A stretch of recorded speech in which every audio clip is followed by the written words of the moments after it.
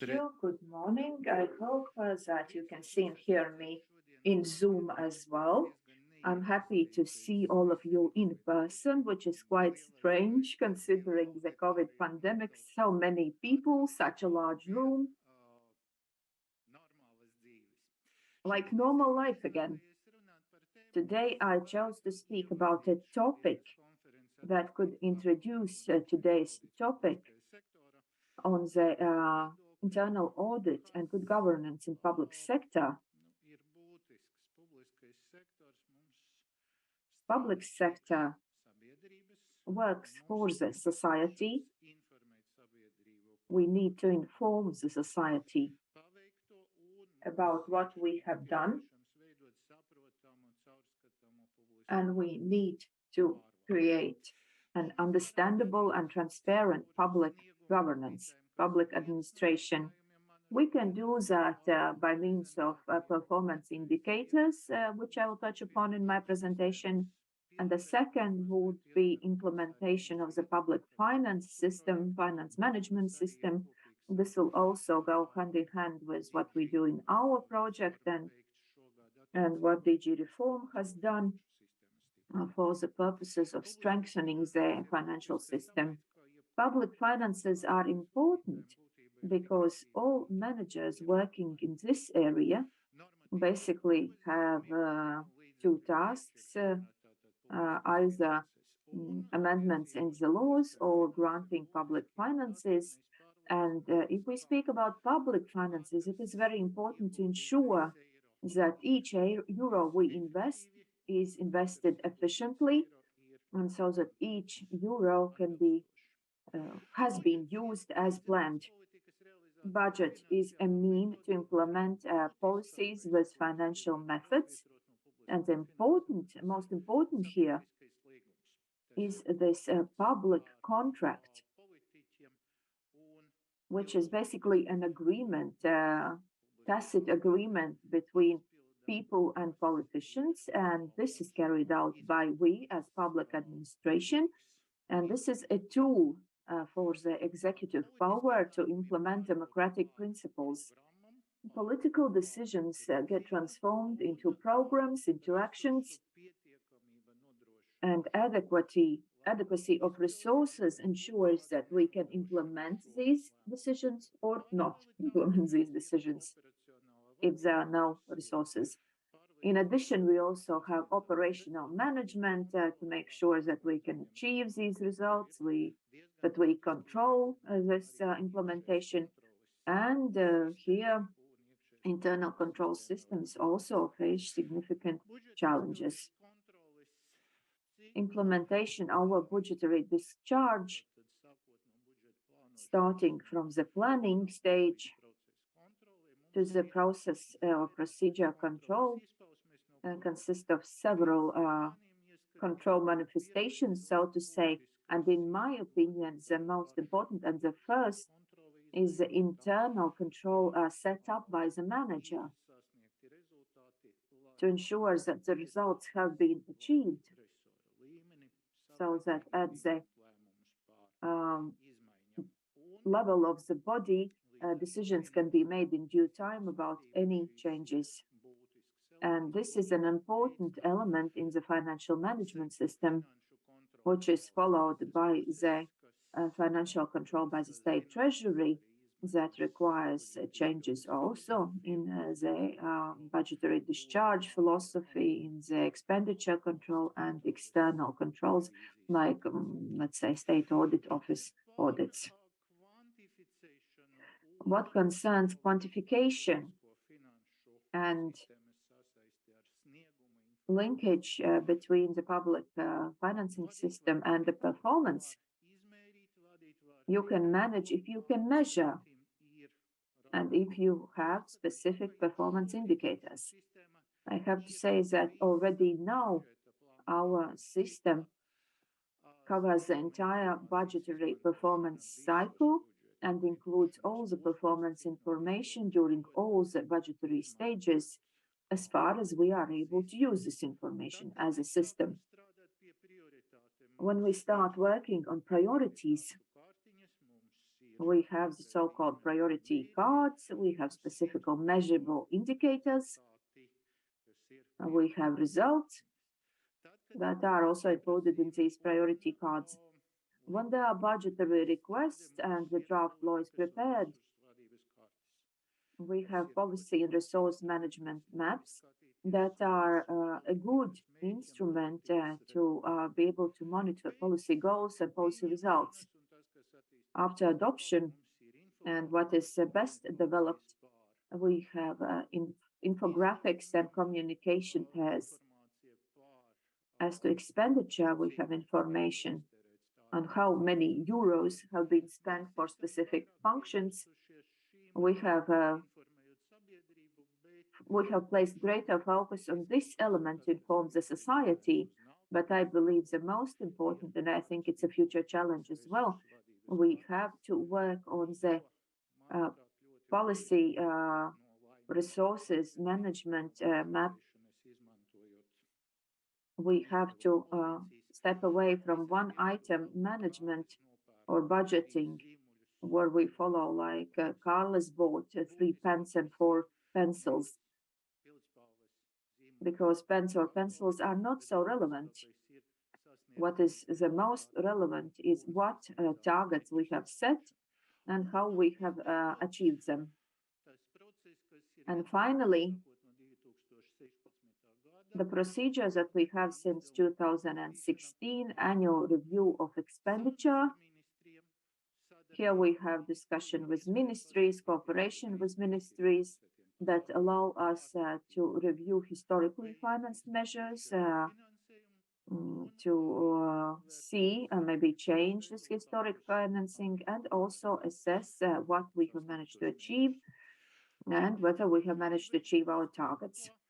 By this, I just wanted to illustrate that usually we focus on macroeconomic indicators and policy indicators, but in the future it would be a challenge to focus more on performance indicators like productivity,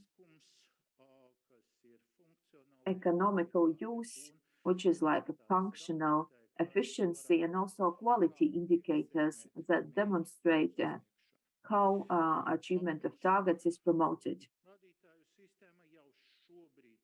Our current system already contains resultative policy indicators that pertain to policy levels. Then we have performance resultative indicators, quality indicators, and operational indicators, which are usually applicable at the program, sub-program level. We have to focus on these in the future to make sure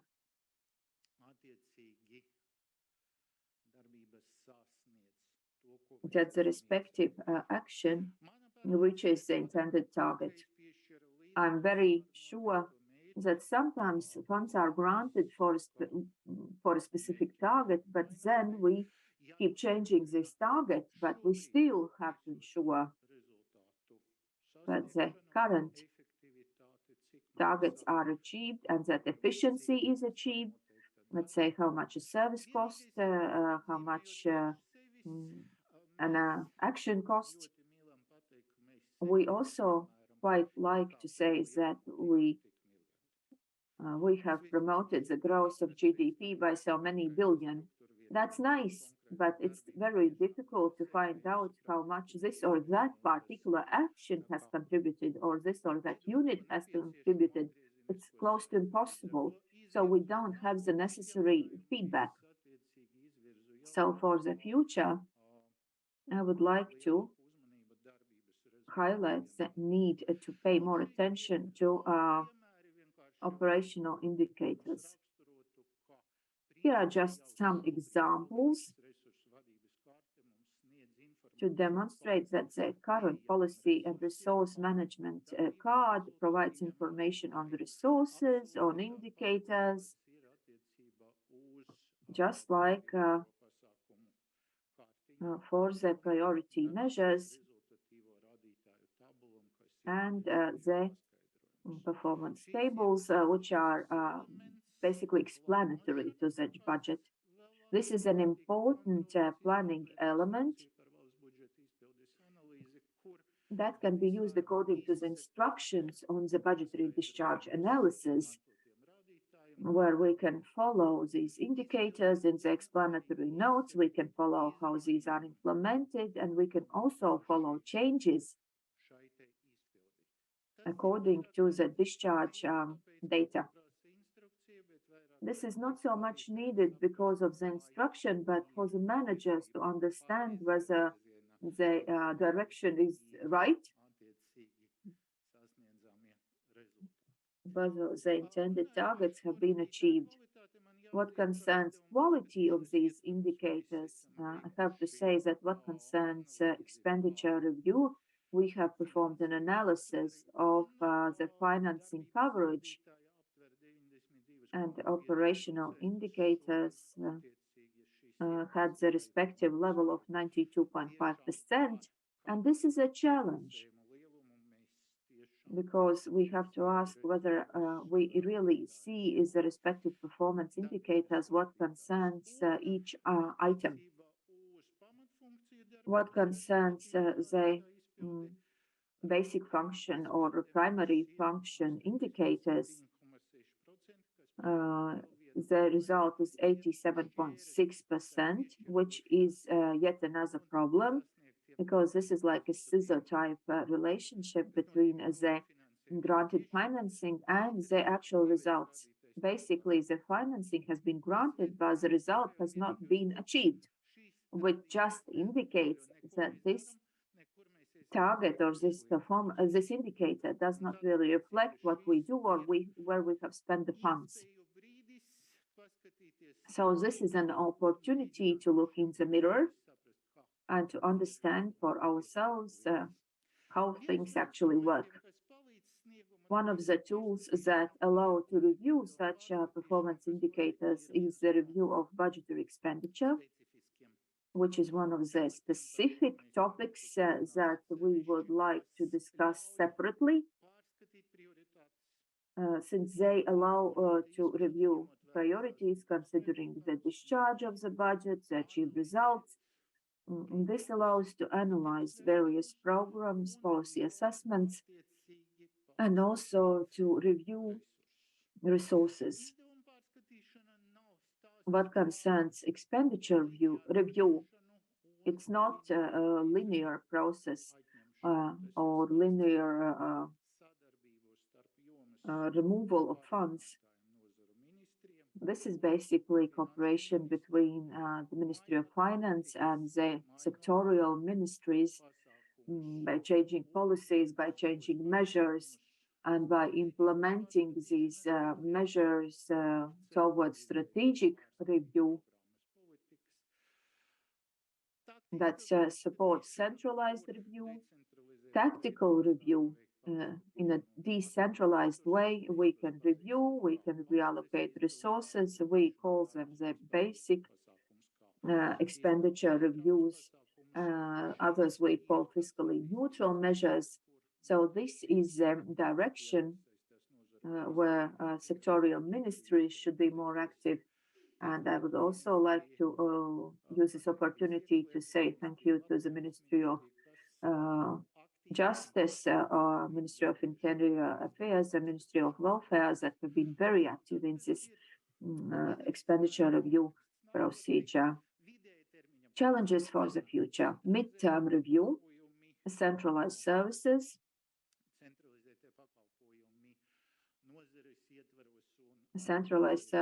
in a sector, as well as inter-institutional services, ICT common resource solutions, immobile property common solutions, because this winter actually demonstrates that we will need to think how we can reorganize immobile property management, considering Estonian and Finnish practice in this regard. And future plans, what concerns performance indicators and implementation of controls, since managers of various bodies are responsible for efficient and economic use of budgetary funds, In the public finances area, we'll have the following challenge. It will be related more to more delegation of functions